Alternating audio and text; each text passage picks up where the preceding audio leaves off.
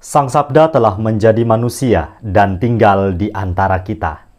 Para sahabat Sabda Hidup yang terkasih, berjumpa kembali bersama saya, Frater Jimmy, dalam permenungan hari ini.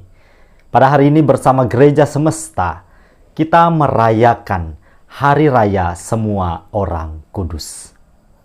Permenungan kita akan diambil dari Injil Lukas bab 5 ayat 1 sampai ayat yang ke-12. Mari para sahabat yang terkasih, kita mempersiapkan hati dan pikiran kita untuk mendengarkan dan merenungkan sabda Tuhan. Dalam nama Bapa dan Putra dan Roh Kudus. Amin. Semoga Tuhan beserta kita, sekarang dan selama-lamanya. Inilah Injil suci menurut Matius.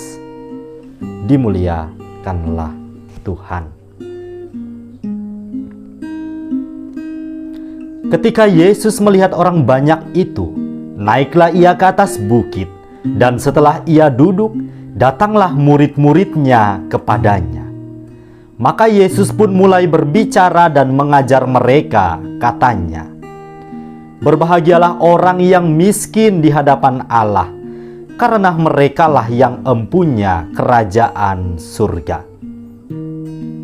Berbahagialah orang yang berduka cita, karena mereka akan dihibur. Berbahagialah orang yang lemah lembut, karena mereka akan memiliki bumi. Berbahagialah orang yang lapar dan haus akan kebenaran, karena mereka akan dipuaskan. Berbahagialah orang yang murah hatinya, karena mereka akan beroleh kemurahan. Berbahagialah orang yang suci hatinya, karena mereka akan melihat Allah. Berbahagialah orang yang membawa damai, karena mereka akan disebut anak-anak Allah.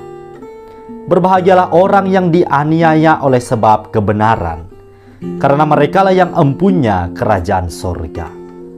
Berbahagialah kamu jika karena aku kamu dicela dan dianiaya, dan kepadamu difitnahkan segala yang jahat.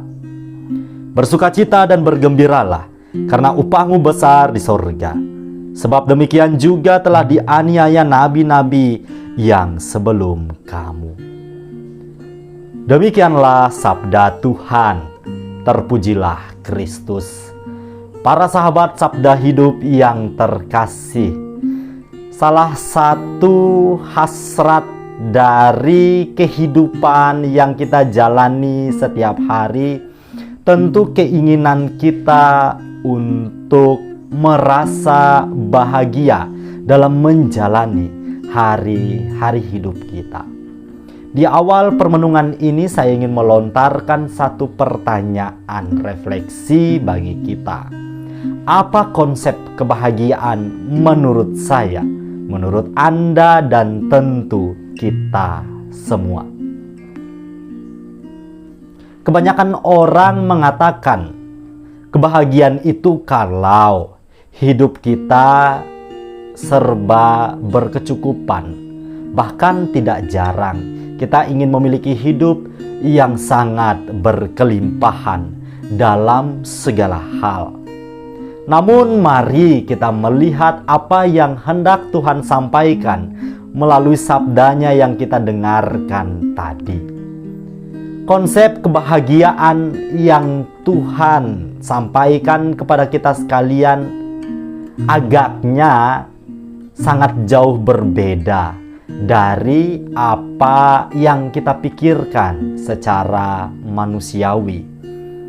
Para sahabat Sabda Hidup yang terkasih, pesan Yesus melalui sabdanya yang kita dengarkan pada hari ini mengajak kita untuk senantiasa merasa bahagia.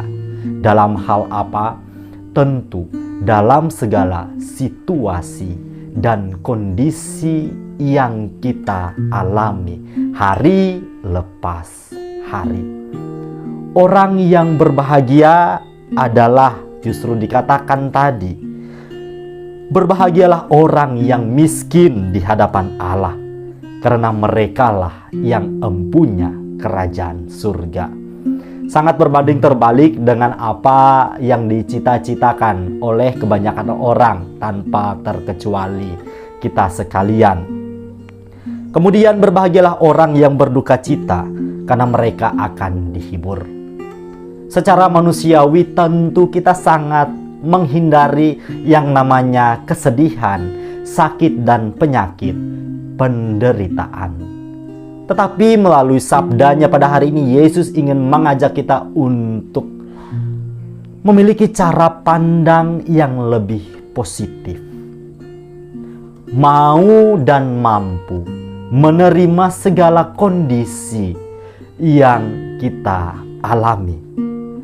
Para sahabat Sabda Hidup yang terkasih, upah dari kesetiaan kita untuk senantiasa merasa bahagia, baik dalam masa-masa yang menyenangkan, apalagi masa-masa sulit, masa-masa sakit kehidupan kita, kita masih boleh merasa bahagia dan mengucap syukur kepada Tuhan.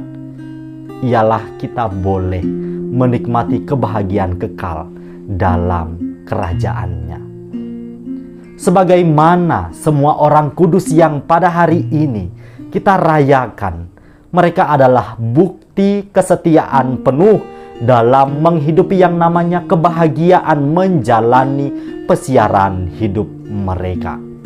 Bahagia bukan semata ketika kita makan enak, ketika kita dapat tidur nyenyak, ketika kita merasa hidup kita serba berkecukupan.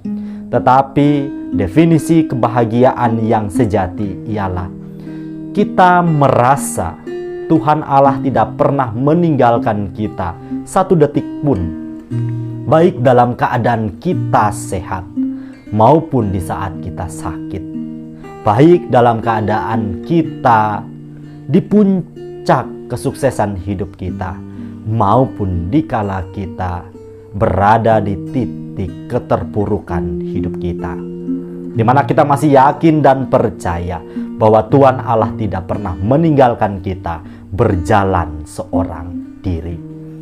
Maka proses untuk senantiasa merasa bahagia ini butuh perjuangan, butuh iman, dan iman ini harus kita pupuk agar ia bertumbuh semakin subur, dan juga semangat kita semakin membara, sehingga hari-hari hidup kita merasa sungguh boleh bersuka cita di dalam Tuhan yang senantiasa menemani pesiaran hidup kita hari lepas hari. Apabila saat ini kita merasa hidup kita penuh dengan beraneka macam persoalan, kita merasa perjalanan hidup kita seolah-olah memikul beban yang berat, hadirkan Tuhan di sana.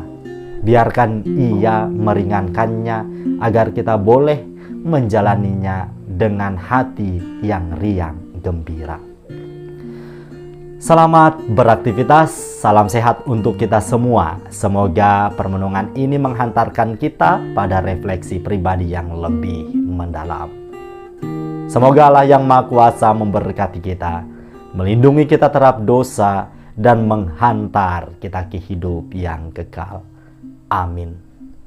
Dalam nama Bapa dan Putra dan Roh Kudus. Amin.